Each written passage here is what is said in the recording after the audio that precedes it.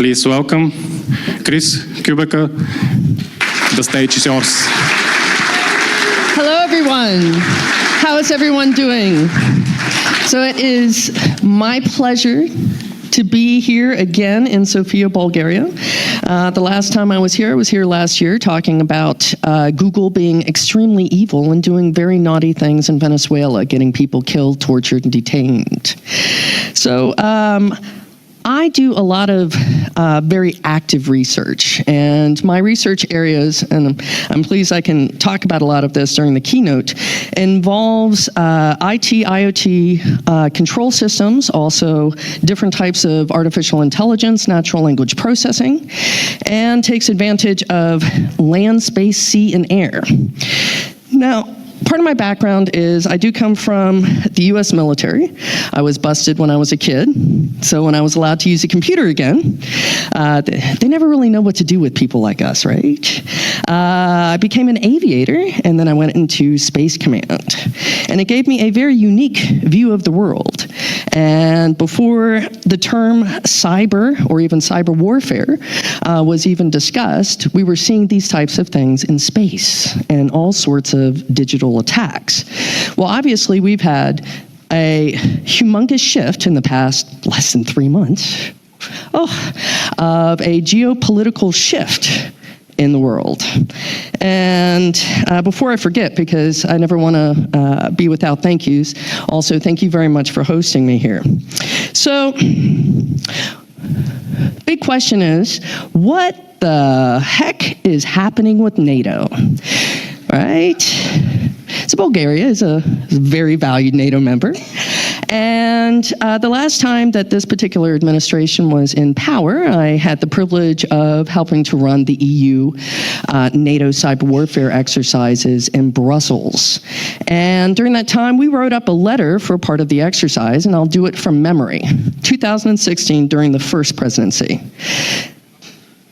Now, the scenario was that there was a huge cyber warfare attack against Eastern Europe and London, and it started killing people, and the response from the US government was per Donald Trump.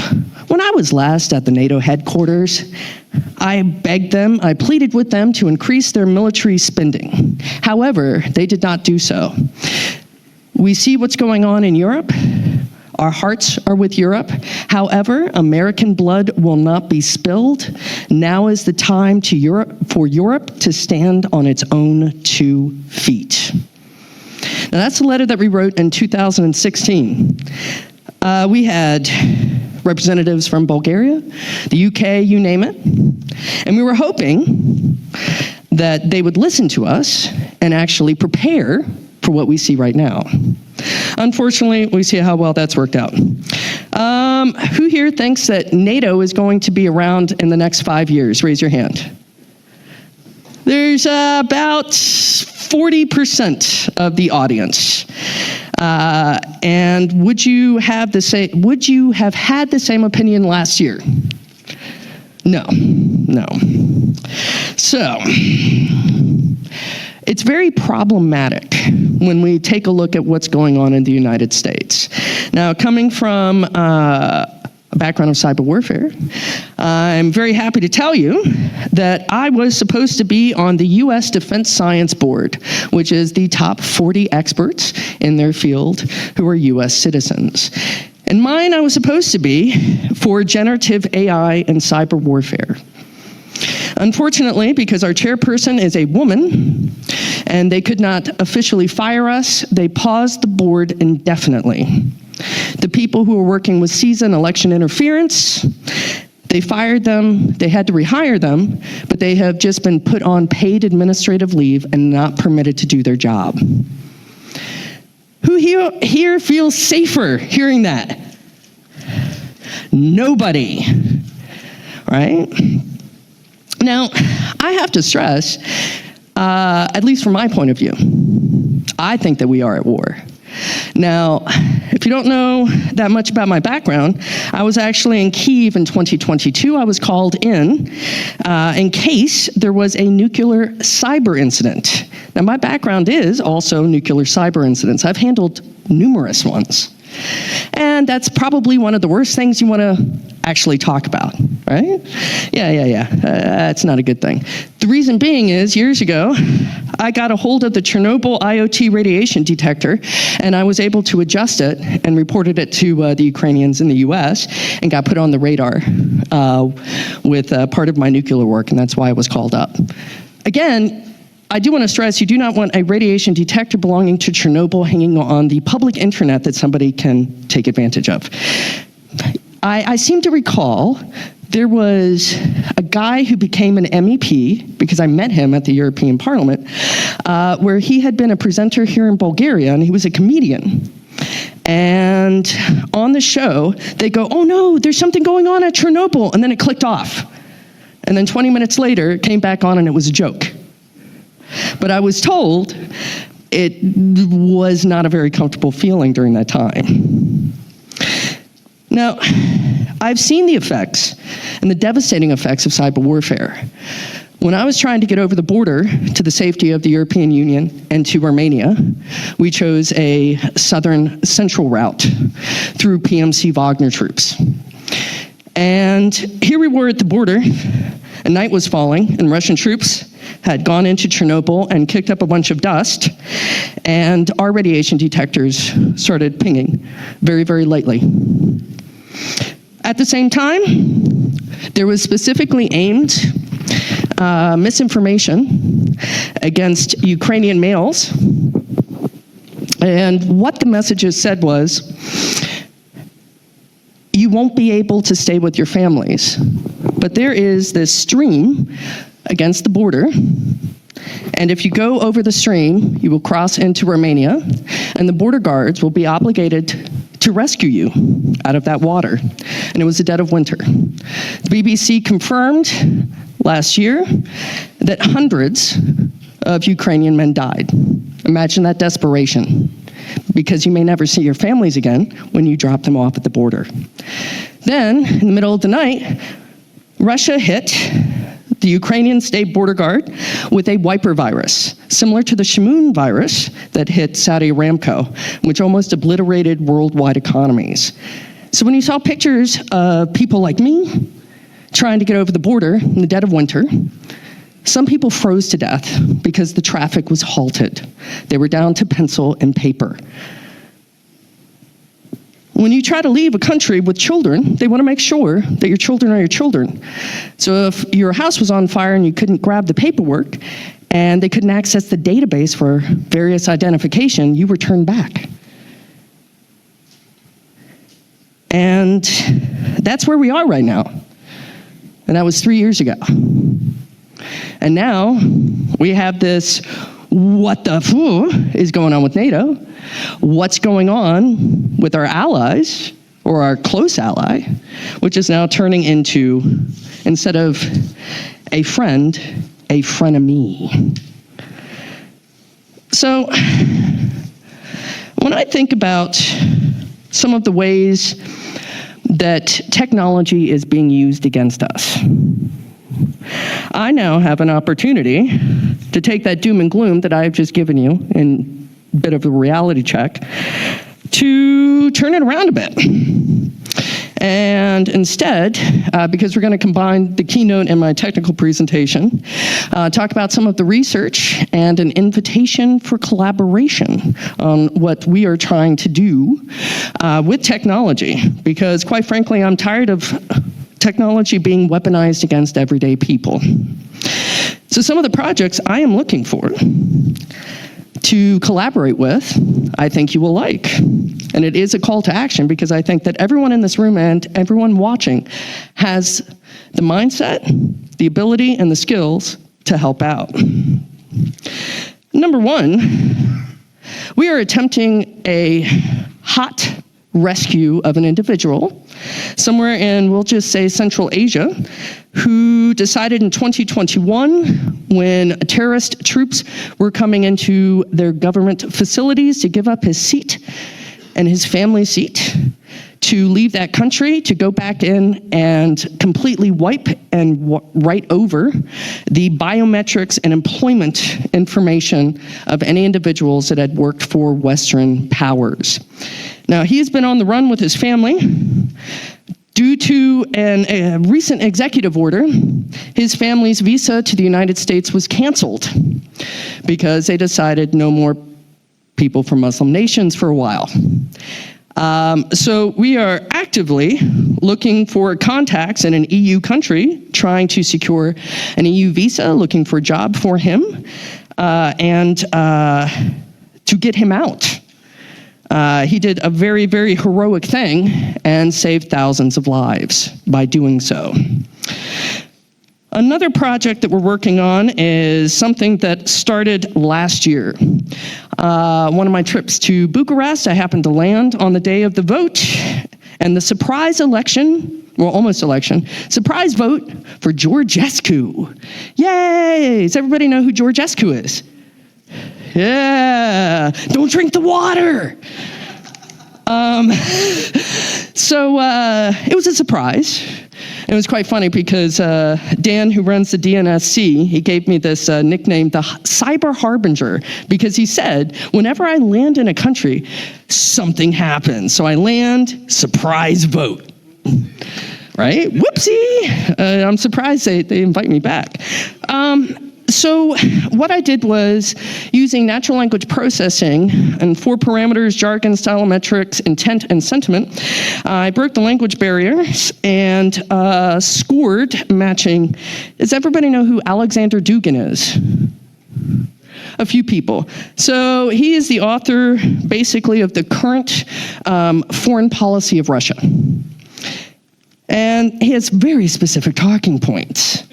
So I like to use linguistics and produced a scoring methodology to match up everything to Russian influence operations. That work was then broadcast in 10-minute segments across Romania on national Romanian television, and it was one of the pieces of the puzzle that annulled that particular vote. So we can actually use the same tools that they're using against us, and I'm so active in that. On my last talk here in Sofia, I discussed Google being very, very evil and breaking sanctions. So instead, what we've done is we've set up an automated system to look at the tech sanctions lists and the tech stack that is being used in dictatorships to then run reports ready for a lawyer, because you have to have a lawyer, to file for a sanctions violation on every single one. Because I have seen the detaining lists myself in Venezuela, and I had to map black torture sites from public sites. And I don't want that to happen again. We have another project. It's in Nigeria. And what we're looking at is the problem with Boko Haram. Does anyone know what Boko Haram actually stands for? No education for girls. So what we're doing and trying to do is leverage natural language processing and a variety of dialects, looking at their forums, their particular calls for action, as well as leveraging IoT sensors away from a variety of villages where they love to massacre. And they're not just doing it for religion, they're also doing it for oil rights, by the way. There's always money behind it. And so we're trying to save lives. And lastly, and this involves a bit of AI poisoning. How many of you have heard of the Uyghurs in China, right?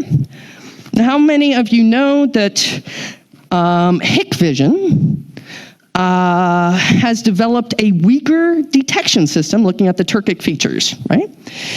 Now, last year, after sanctions from the US were lifted off of Hikvision, they signed a contract with Iran to have hair detection system. So if a woman removes her hijab, it will send an alert for the religious police to arrest her, etc., etc.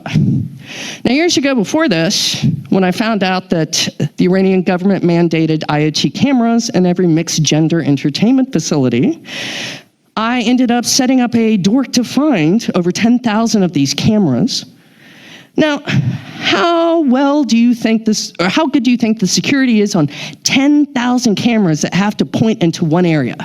They're going to have all the same username and password, right? And there you go.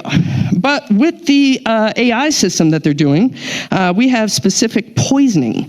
Now, if you are curious of how to absolutely attack AI systems, on my ResearchGate, I spoke in 2018 on Oxford University of how to attack and poison AI systems like this. So I am looking for help for people who go, I'm a little tired of this stuff. And I also want to express, as of this morning, the United States government is starting to send letters to allied nations and major corporations demanding that they adhere to the brand new hiring practices of Donald Trump, which means diversity, equity, inclusion, and accessibility. And it's one of the reasons why I'm so glad to be dressed very, very feminine to prove that we all have a space here. So I'll take a few quick questions and then I'll go into the technical presentation. And thank you very, very much for listening.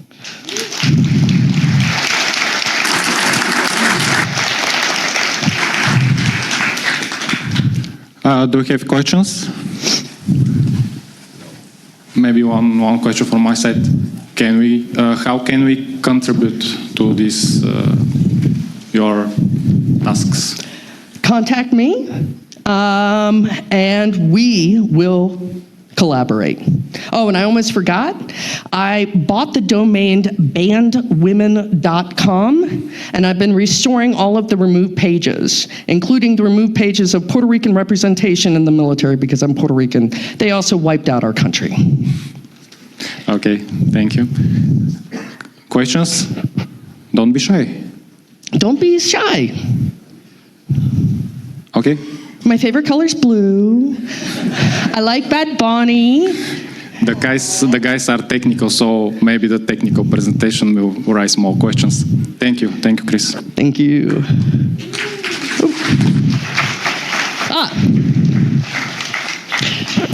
So, the one thing to know about me, and you like that I crossed out that I was, almost, on the Defense Science Board, is I like to hack every single thing. And I love encryption, and I see the world in ones and zeros. So I have a wide range of experience because I get bored easily. And the moment I get bored, I go after the Chernobyl IoT device. So you don't want me to be bored. Now, let's talk about generative AI. Now, last year, I was in Bucharest for a big government-level conference, and one of the panels that I was on was called, "Is AI your friend or foe?" Now, at the time, I was so stressed out about Venezuela, because, man, I never want to do that again. So I was out smoking. I call it tobacco diplomacy. And the director of cyber operations in Moldova happened to be there, and he was telling me about their recent election and the runoff and how much generative AI was hitting them, especially out of a region called Gagauzia. Has anyone ever heard of that region?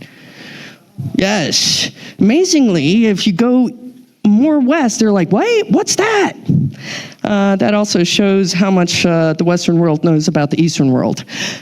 And he gave me this great quote: "Of course AI is your friend for your enemy." So I am going to show you a few things. Now,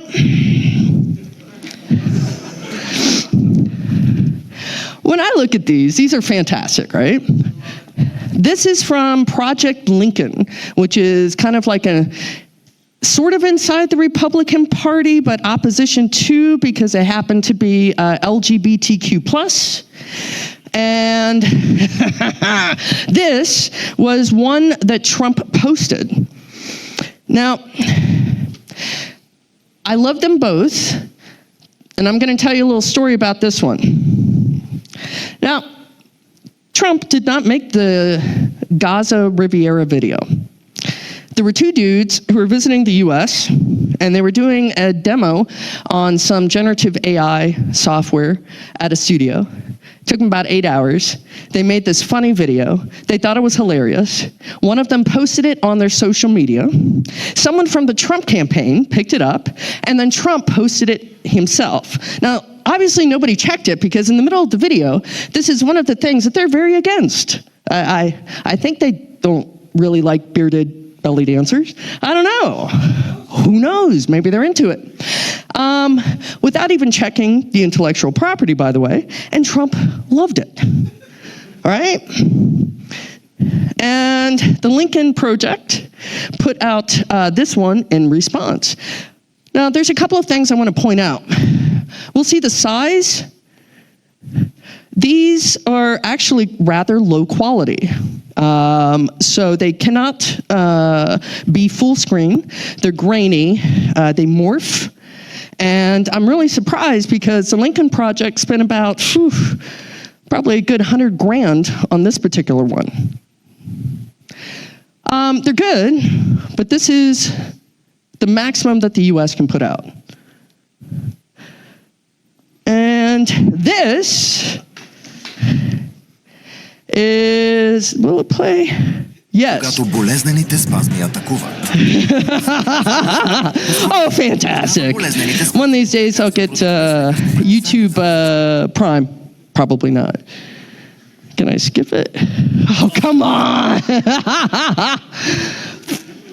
How do I skip? Thank you. There we go. Yeah. I didn't sacrifice a VM of a Windows XP machine, so it's my bad. That's what I usually do.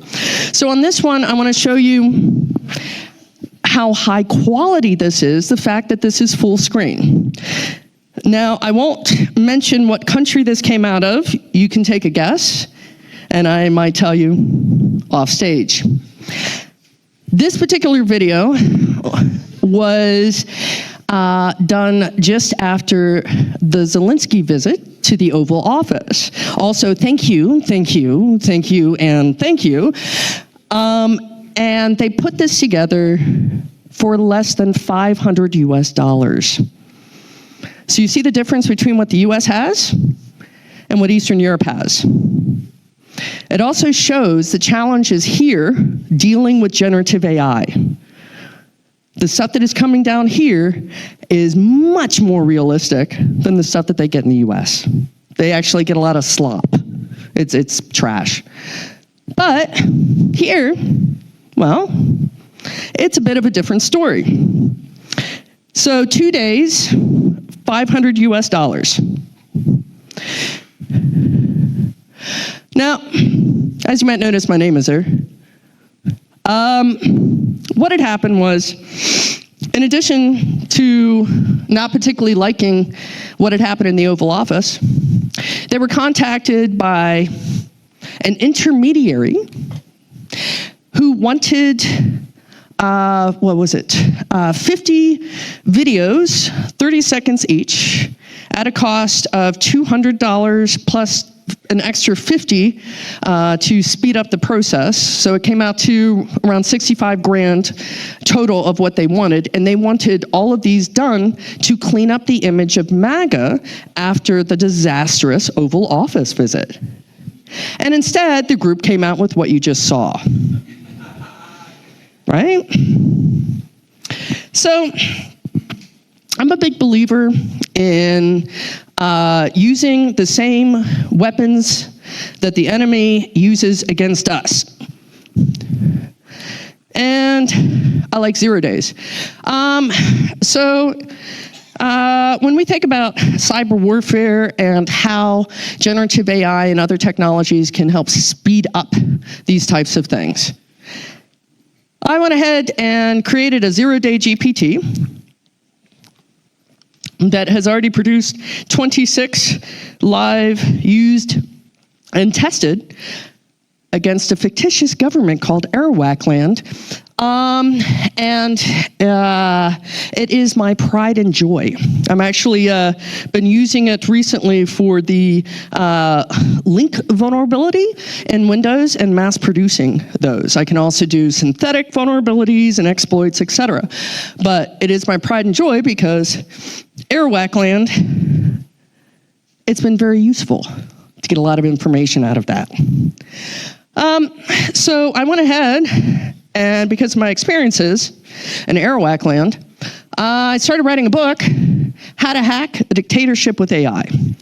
Now, last century during the Second World War, the precursor for the CIA put out a sabotage manual. It's called the OSS Sabotage Manual. It's a little booklet, and you had to be there in person. If you were a forced laborer and you had to work in munitions, they would tell you change the oil in the machinery. Instead of heavy oil, use light.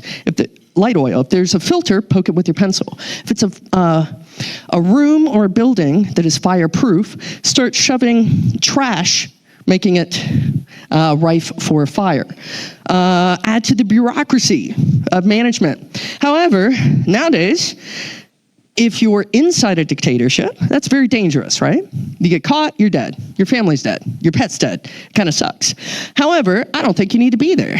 So I set up this manual, which has been tried, true, and tested in Airwhack land, and it was produced via AI to be the evilest possible to retake control if you are a person inside a dictatorship with AI. And one of the reasons why it's quite important is the same techniques that they're using against us, we can flip the switch and use against them. And that came out this morning, by the way. So now that we're moving into the future, because the future is here, one of the things I did last year was publish a paper called, it's a very long title, Secrets from the Future, Hacking in a Post-Quantum Cryptographic World, la da da da da. And it was inspired by a song. Does anyone know who Mick Frontalot is? Well, I'm going to tell you. We have hacker genre in the English language. It's fantastic. We have our own music. And he's got this song called Secrets from the Future. Now, it was written about classical computers, but the line that I enjoy using is, you can't hide secrets from the future with math. You think you can try, but in the future they'll laugh at your half-assed schemes and algorithms and math to avoid cryptographic attack. So we always have to think forward. But now we have something coming down the line, and it's called quantum computing. And although we are not where all of the tech dystopian novels and movies have put us, we still have to look at the issue because we are investing massively. Amsterdam is going to get a quantum computer that the European Union paid €50 million for. So I'll have access to that. And I already have access to a variety of them. And I'm just going to not go too deep tech, but to show you some of the things that we're also modeling. So when we talk about what is the difference between the smartphone in your pocket and a quantum computer, they have very different applications. Even when quantum computing is mature, you're going to be doing your Word documents, your whatever documents on a classic computer. But quantum computing will most likely be used, at least at this time, for simulations and solving problems that classical computers cannot. And of course, we're still in this, how do we hold qubits? What is entanglement? Is there a cat? Did a cat ever exist? Who knows? With superposition. And when you think of superposition, one of the things you can imagine is two singers located anywhere in the world that when one hits a note, the other is entangled and tied and hits the other note and is in harmony. And that's one of the easier ways that I can think of, as well as multitasking and doing harmonious operations anywhere. And some of the algorithms that can pose a challenge to current encryption right now. There's Shores and there's Grovers. And we have this idea that we have information and it's kept private and it's encrypted, but imagine if you had the master key to get into all of that. Now, back in the day, I'm sure you've heard of this country called the Soviet Union, right? So one of the reasons why it went bankrupt was there was a supercomputer race between the East and the West. And the supercomputer promised, like quantum computing, to be so good it would crack all current encryption. So the US broadcast that they were way more ahead in the supercomputing race that they actually were. So the Soviet Union ended up spending almost 20% of their GDP on supercomputing. And it was one of the reasons why they went bankrupt. And here we are again. It's like disco. This stuff comes back, just with a different name. Yay! So I did up a timeline, and this is kind of what I imagine the timeline is going to look for quantum computing and how we should plan. Now, one of the things I do want to stress is we have to kind of prepare. Nobody cares about expired credit card numbers, but you might want to keep your shopping data, especially if you bought a sexy time toy, right? That's the private part. So if we know that these types of things are coming, then we have to start using algorithms that are quantum resistant. Now, earlier this year, NIST finally came out with the finalist for quantum resistant algorithms. Unfortunately, that was delayed due to politics because the US likes to shut down governments. So when politics come into play, it actually slows down innovation and technology. So I do imagine, looking at history and disco, that there will be an arms race. Another issue that we have to look at is harvest now, decrypt later. Now, this is something that you may have heard the guy Edward Snowden had mentioned. That is the mass collection of data which can then be stored and decrypted later when you have a powerful enough computer. But here we are, when we know that things are going to be an issue, we again have to prepare because it's already going on. Has anyone heard of BGP routing or rerouting and manipulation, right? That's one of the reasons why it occurs.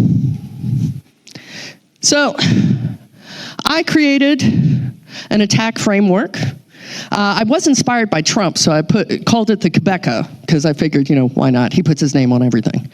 And these are some of the things that we're looking at, and there's now been 2 papers that have also described part of this attack framework. And you can see the entire paper on my ResearchGate. I like to open publishly so people will actually read my work. But I'll never get a private island. Oh, well. I need to be a cyber criminal. So I used to actually work here. This is where I worked in Space Command. And at the time, that was the data collection facility for the National Security Agency. It's now moved to Utah. So I do know a few things about this topic. So the day before yesterday, I was giving the keynote at Cambridge University, which I was very pleased about because I'd never given a keynote at Cambridge, and I felt very posh. And I was describing sovereignty with encryption, timing, and navigation. And I want to point out a few things that were a bit disturbing. Earlier this year, the UK government decided to sign a humongous cloud deal with big US tech companies. And because of that, they started shifting their certificate servers from their own government authority to US big tech. So does anyone know or heard of GCHQ and the Codebreakers? Yeah, right? They use Amazon and also a bunch of subdomains, which is a little weird. The other almost keynote, Jeff Mann, he was the chap that ran the tailored access unit at the NSA. Him and I spoke about this over Signal, and he laughed because basically he said it would be a bit of an embarrassment if the NSA suddenly used a big company from a foreign entity on their website or any of their subdomains, right? Because you don't know what else is encrypted. You are trusting a lot, and you're trusting a government website and the reputation with a foreign entity and a foreign government. SIS is MI6. MI6 is the forward-facing intelligence apparatus of the United Kingdom. And they switched over to DigiCert on the 15th of March of this year. DigiCert is owned by an investor group located in Utah, right next door to the large NSA collection facility. And the CEO of DigiCert, Thomas Bravo, gave $921,825 to the Trump campaign last year. Would you feel comfortable in that situation? Raise your hand. It's in UK, right? This is the King of England. The royal family decided to also switch on the 16th of March, and they're using Google. And I thought it was very funny because I live in the Netherlands, and the King of the Netherlands, their website and the royal family uses our Dutch official encryption certificates because many countries have their own certifying authority. However, the King of England does not. Oh, and also funny story. My late Nana, she was actually given the keys to Warwick Castle by the then Crown Prince, now King Charles. So when we attended, we were not allowed to take pictures. We could only wait for the official press pictures. And when we got them back, I noticed one big thing. Someone had actually altered his ears to make them look smaller. I still have the picture.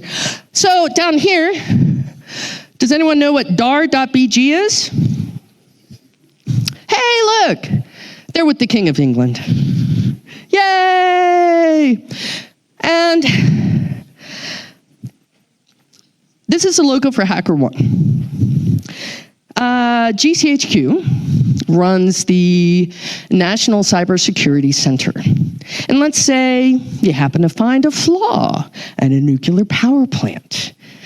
As somebody plugs something in and you find it on the internet, and you want to tell them, hey, you know, this nuclear power plant called Sellafield, which I've been to, because I used to be a lecturer for GCHQ and for their nuclear apparatus. I want to report this in a safe way because you don't want a bad entity to get that information. Of course, spy agencies are looking at the inbox of where you disclose vulnerabilities. So GCHQ, in their infinite wisdom, decided we're going to use HackerOne.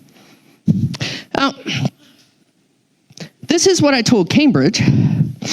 The UK and the US are currently embroiled in a quiet little trade war over tariffs and pressure from the US to kill the collections of specific taxes from US big tech companies. But in a strange twist of digital diplomacy, UK's GCHQ's National Cybersecurity Center relies solely on a US-based bug bounty platform, HackerOne, the only method of reporting critical vulnerabilities. And if you find that uncomfortable, I do, because it's going straight to Washington, D.C. Has anyone heard of the Patriot Act?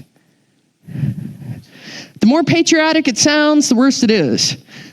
So that was set up basically to be able to get data from any U.S. company. They do a request. They cannot tell anyone, and they go to a secret court. And so here are all these vulnerabilities on critical infrastructure in the UK during a trade war going straight to the United States. Is that a great idea? Amazing! That's right. That's right. So, yeah, I feel so responsible. Now, when we talk about encryption, my favorite topic, we need this thing called time and positioning, but especially time.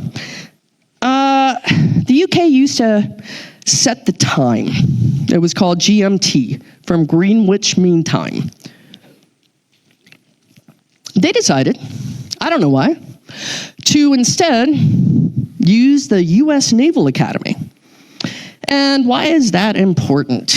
Well, time can be a kill switch. So if you want to do stock trading timestamps on the SWIFT network, you need accurate time. If somebody else owns the time during a trade war, and I've seen this happen before, yeah, it could be a problem. Missile launches, C2 systems, critical infrastructure, power grid, you name it. And many system times also go to US big tech companies. So, in a case years ago, there was a deharmonization of the EU power grid due to politics between two countries that don't always get along.